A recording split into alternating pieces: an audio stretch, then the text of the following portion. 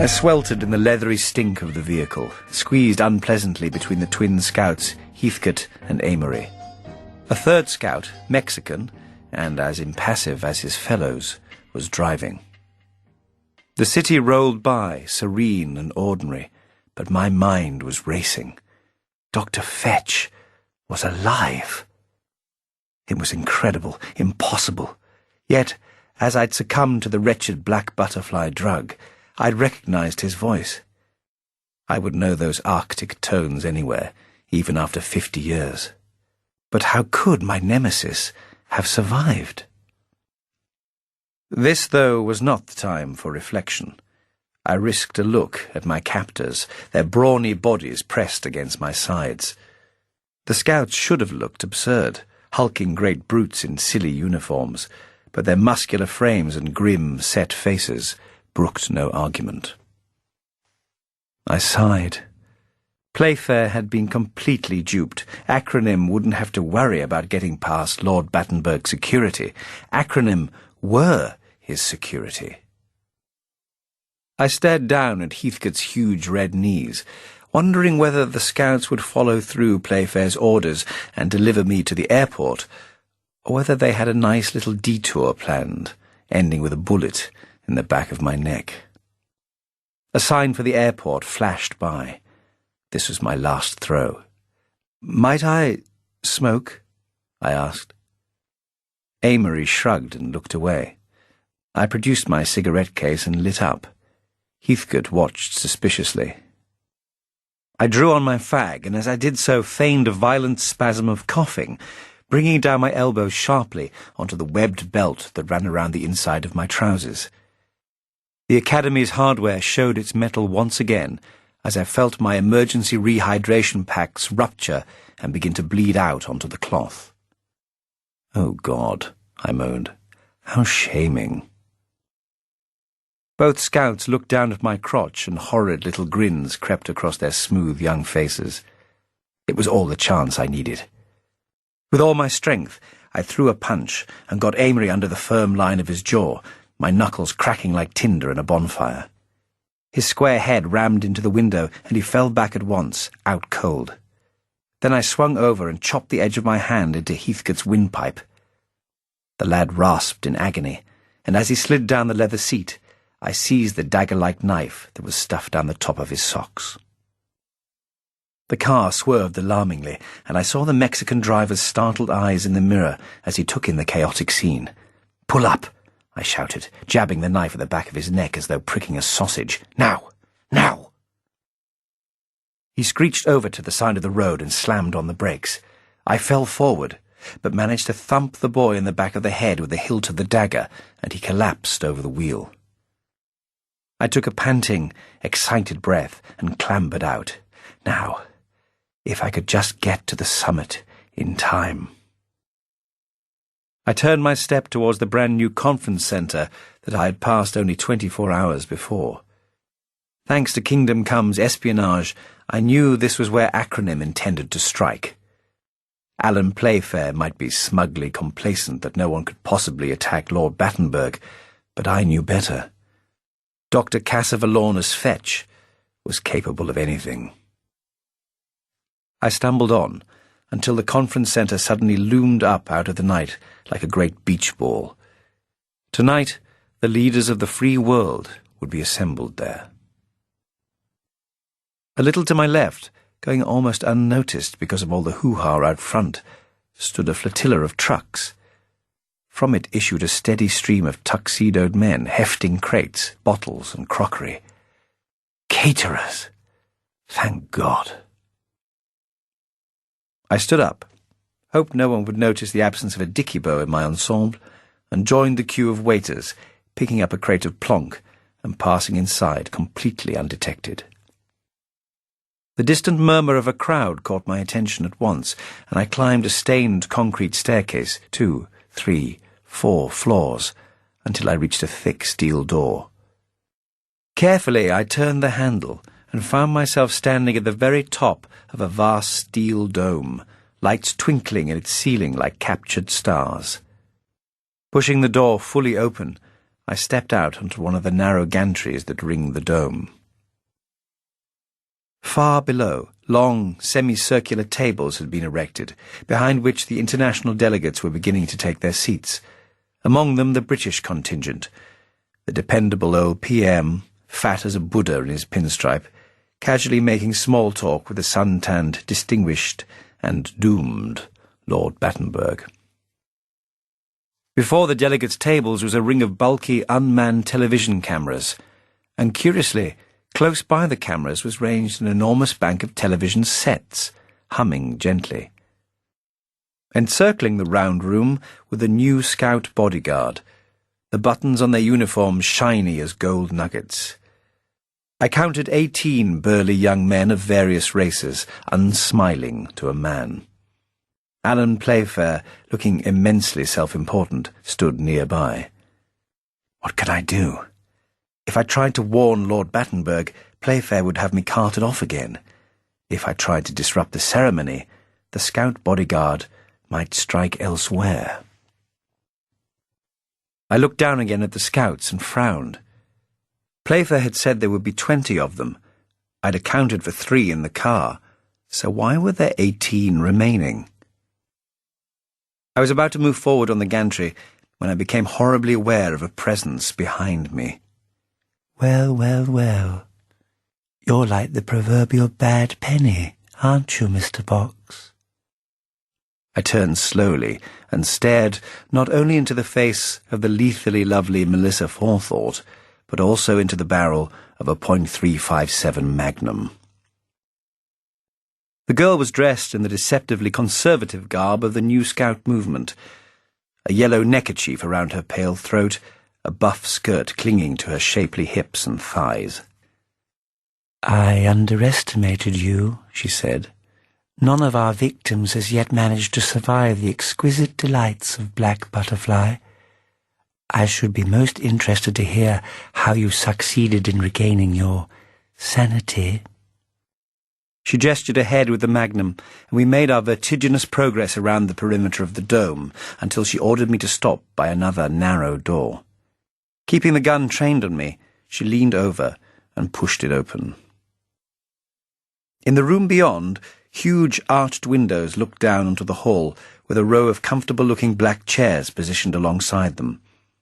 Against one wall stood a bank of television screens like those in the main chamber. Otherwise the room appeared to be empty. Take a seat, Mr. Box, instructed the girl. I did so, feigning an indifference I did not feel. And now? I asked. Now it's time for you to meet the leader of the New Scout movement, the man who has revived acronym and the genius who will be responsible for unleashing the power of Black Butterfly upon the world.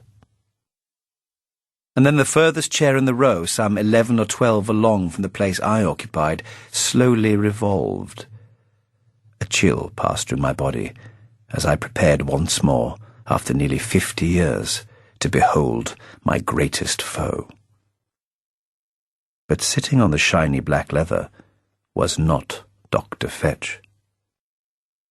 "Christmas!" I cried, astonished. And there he was, my own son, resplendent in a brand-new Scout uniform, his hands folded neatly in his lap. "What the blazes do you think you're doing?" I demanded. "Using a child?" "Not just any child," chuckled Forethought. "Why don't you be a good boy, Christmas, and tell your daddy what you've learned, eh?" My son's dark eyes flashed and he grinned. "On my honor, I will do my best," he intoned, "to do my duty to the Arcala and my fellows and to obey the New Scout law." Miss Forethought nodded encouragingly at him. "To harm the weak all the time, and to do my level best to destroy the pantomime of Western democracy." "You see, Mr. Box," purred the girl, "Christmas is our final triumph. Your son belongs to the movement, body and soul. I started as a soft giggle sounded from behind the panelled walls. The hair on my neck rose, as though caressed by the touch of a tarantula. "Fetch!" I snarled. "Is that you? Still skulking about in the shadows? Show yourself, or daren't you face me?" For answer, the wall glided back with a soft whir, and a figure stepped into the room. It was another child, stumpy-legged, aspirin-white, with hollow, burning, hate-filled eyes. Of course, I'd seen him before. It was the weird, sickly-looking creature I had glimpsed watching me through the window at the scout camp months before, in London. But then I realized that this was no boy. The shriveled skin, the stunted, dwarfish demeanor, even the coiled curls of yellow hair more resembled the sparse tresses of an old man. "Mr. Box," he said, "at last we meet." The voice. It was Fetch's voice. What was this? A ventriloquist act? Was he some kind of doll? Miss Forethought saw the confusion on my face and smiled. "Mr. Lucifer Box," she said, "may I introduce you to Cassivalaunus Fetch, Junior."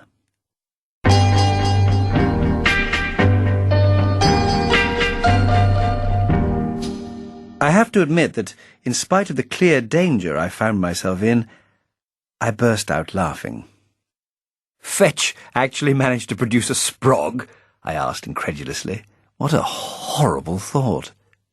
"And you've been reviving the family business, have you? Nice to see a bit of gumption amongst the young." I looked closer at the goblin-like creature. "No, you're not young, are you? You'll forgive me for asking, I'm sure, but is there something wrong with you?" Fetch Jr. hissed, as though physically wounded. "You cannot begin to imagine the torments my father suffered after you handed him over to your superiors. They treated him as a human guinea pig. They sent him to a dismal asylum, where he became part of a scheme to determine the effects of a new drug that the British government was developing as a weapon of war." "Ah," I said. "I see."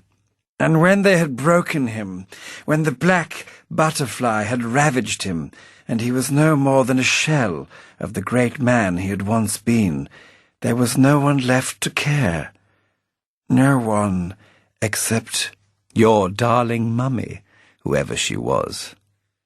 I nodded slowly. "So that's it. The drug caused birth defects as well. No wonder they broke off the testing. A drug like that in the wrong hands." A chilling giggle escaped from Fetch Jr.'s flaky lips. He stretched his palms out towards me. "Do you know what these are?" "What?" "The wrong hands. But if my body is permanently stunted," he crowed, "my mind has grown exponentially. The rediscovery of Black Butterfly, all my work, the systematic elimination of those invertebrates who developed it, Go-Between, Meddler, Watchbell, and of course that fine hypocrite Sir Vivian Hoopla, all my work." I recalled the sight of the old fool Hoopla in the Blood Orange Club that night. And then I suddenly remembered that scout with the collecting tin. I'd been so convinced that Kingdom Come had been behind the murder that I'd forgotten all about the wretched kid. All it would take was a casually dropped pill in the old politician's drink. "And what about Christopher Miracle?" I snarled. "What had he done to hurt you?" Fetch smiled. "Oh, Mr. Box, you have been naive. Don't you see, even now?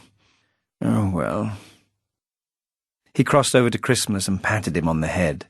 "It is rather fitting that you, my father's greatest enemy, should be here to witness his final triumph, because, you see, I am not merely my father's son. I am Arcala." I sighed, feigning boredom. Actually, I wanted to ask you about that. Taking over an entire youth movement, all those raffles and sack races, seems a very roundabout way of getting to Lord Battenberg. Fetch Jr. and Melissa Forethought looked at each other in what seemed like silent amusement. "I fear I must leave you now," he said. "I have an appointment of my own to attend to. Enjoy the show." And he was gone from the room. "What does he mean?" I demanded. "Enjoy the show." "Tell him, Christmas," said Melissa Forethought. The sole inheritor of my family name gazed at me calmly. "Lord Battenberg is going to make a speech," he began, "and Arcala is going to present him with a special award from the new Scout movement. Isn't that right, miss?" Miss Forethought purred her approval. "That's right, sweetheart. Arcala is going to raise a toast to his lordship, one that will be witnessed by millions of people all across the world, millions of parents and children, all gathered to drink to the health of Lord Battenberg." I was obviously missing something crucial. "Now, please be quiet whilst I switch on the television." After a moment, a bluey image of the domed chamber appeared on the screen. I saw the Jamaican delegate banging his gavel. The chattering fell silent, and Lord Battenberg, beaming and benevolent, walked to the dais. The applause was fulsome and sincere. Even the Russians managed to smile. "My friends, colleagues, distinguished guests," he began, gripping his lapels, "it is with great pride and humility that I welcome you here to Jamaica for this inaugural World Government Summit. Now we're all here, I hope we can create a lasting framework for global peace, a fresh start under the Caribbean sun." A torrent of applause from the delegates. "But you will forgive me, I hope, a little indulgence," Battenberg went on. "For some time I've kept a project very close to my heart, the new scouting movement, a movement which has done so much to succor and inspire our young people. They have even made me their honorary president." Laughter from the audience. Beside me, Miss Forethought seemed enraptured. On the screen, Fetch Jr. was suddenly standing close by, ready to join Battenberg on the platform. Battenberg himself, like some idiot choirmaster, began to intone the scout oath. "On my honor, I will do my best." And then, the tiniest hint of deliverance. I'd spotted something nestling in the turn-up of my trouser leg, something small and chestnut brown. A woggle. It must belong to one of the scouts I'd disabled in the car.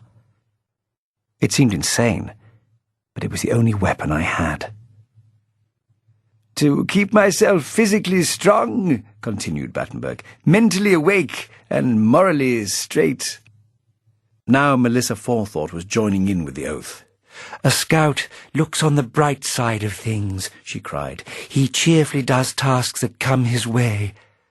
Jubilant in the midst of her ranting, she inadvertently lowered the nose of the revolver and took her eyes off me. I crossed my leg and snatched the woggle from my turn-up, desperately calculated the angle, and flicked it as hard as I could towards Forethought's ecstatic face.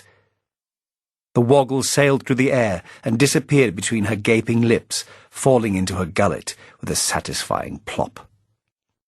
She clutched at her throat, and the magnum clattered to the floor. She gestured helplessly towards me, but I declined to assist. I grabbed Christmas tightly by the wrist and dashed out onto the gantry. Far below, Lord Battenberg stepped back from the microphone, and the sickly form of Fetch Jr. took his place. The bank of television screens had all lit up.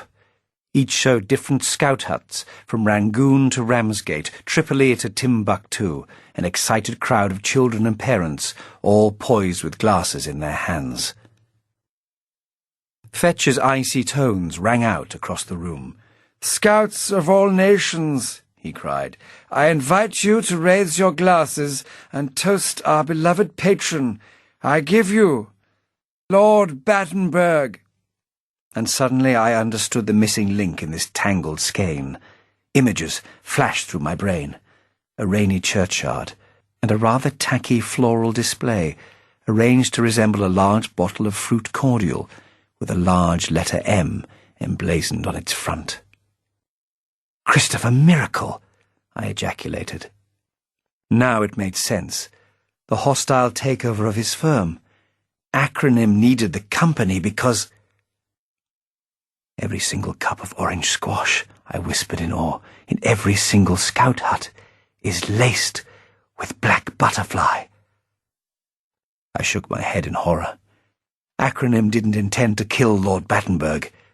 They were going to make him stand and watch as they poisoned half the world.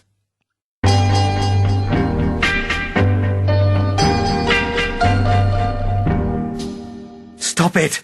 I yelled. "Stop the broadcast!" There was immediate consternation below, and hundreds of faces turned up towards me. Playfair recognized immediately the old man in the black suit. "Box!" he shouted. "What the hell do you think you're doing?" "This whole thing is a setup," I cried. "The orange squash in all those scout huts is laced with black butterfly. It will send millions of people off their heads, create worldwide panic." I turned to address Battenberg himself. "The world is watching, your lordship. Tell them to throw away their drinks, I implore you." Lord Battenberg looked baffled.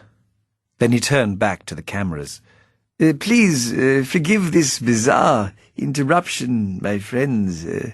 Now, he looked down at Fetch Jr., who was simpering up at him. Perhaps you would be so kind as to make the toast again." "It would be my pleasure," hissed the miniature horror. And then suddenly one of the scout bodyguard broke ranks.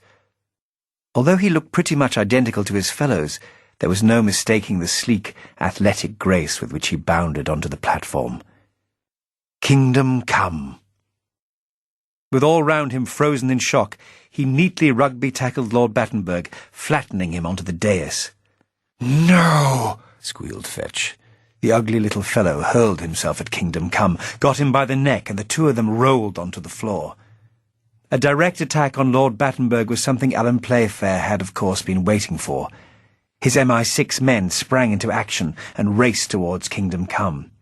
But the boy from the CIA managed to throw off Fetch Jr., and, eyes glinting, he confronted the service chief. "It's true, Playfair," he gasped. "Mr. Box was right. You have to believe him." Fetch wriggled to his feet and snapped his fingers. Abandoning all pretense, the scouts now went for Playfair's men with a vengeance. Soon the chamber was a blur of fists and boots. Leaving Christmas behind, I stumbled down the steel stairs from the gantry. I threw a glance at the banks of television screens. Bewildered children and worried adults intently watched the carnage unfolding before them. But crucially, not one of them seemed to have raised their cup of orange squash to their lips. I turned my attention back to the dais. "Fetch!" I called. "Give it up!" The mini-man snapped round towards me, eyes blazing with an almost inhuman loathing. Then, with a shriek, he was on me. He was appallingly strong. I gasped and gulped and wheezed as the nimble little fingers squeezed at my gullet. "Now, old man, you're going to die," he swore. "Die for what you've done." My head began to swim, and I scrabbled desperately at the creature's shirt. At once my sweating fingers found his nipples, and I plunged my fingernails into them with all my strength. With a howl of pain, he let go of my neck and flopped to the floor, cupping his tiny palms over the damaged areas. I rubbed at my neck and staggered slightly, and then he came at me again, this time brandishing a huge shard of broken glass from one of the smashed television screens. Lungs bursting, I turned and staggered back up the stairs I had only just descended. My little son stood at the top, staring at me with his dark eyes. We were both now on the gantry, some 30 feet in the air. "Go back into the room, Christmas. Get out of the way." I made to push him back into the viewing room, but then his eyes widened and I swung round to see Fetch right behind me. He jabbed the lethal glass at me, and the shard caught my thigh. I yelled in agony. "Years I've planned this. Years!" spat the hideous piglet. "And you presume to undo all my work in a matter of minutes?" With that, Fetch shot like a torpedo towards me, but I stuck out my wounded leg, and his momentum carried him neatly over the steel banister. The little uniform body spiraled down. I held onto the banister for I don't know how long, my head spinning, letting the breath seep slowly into my exhausted frame. At last, I felt a pressure on my hand and glanced wearily down to find Christmas staring up at me. "Daddy," he whimpered, "I'm sorry. Will you forgive me?" "No, I bloody well won't, you vindictive little bugger." I cracked him across the backside and tears welled in his eyes. "Now, get down those stairs." By the time we stumbled down to the floor, it was all over. The few remaining scouts stood huddled, leaderless and pathetic, rounded up by Playfair's squad. The head of the newly combined MI6 and Royal Academy looked rather ill, blinking at the utter chaos that surrounded him. "Box, old laugh," he stammered. What can I say?" I nodded. "Dear me, Alan, what a mess." I glanced down at my watch. "Oh, for shame. I'm retired. Looks like it's all yours." I limped towards Kingdom Come, who was supervising the restraint of the errant scouts. "Hey," he said gently, "you okay?" I nodded. "You believed me?" "Sure, baby," he grinned. "Eventually. I knew there was something weird about those blonde goons in the hospital. Besides, like I told you, I respect tradition. You were the best. You still are." I managed an exhausted chuckle, then winced as the pain in my leg flared again. Kingdom dropped to his knees, and his long, slim hands were soon all over my thigh.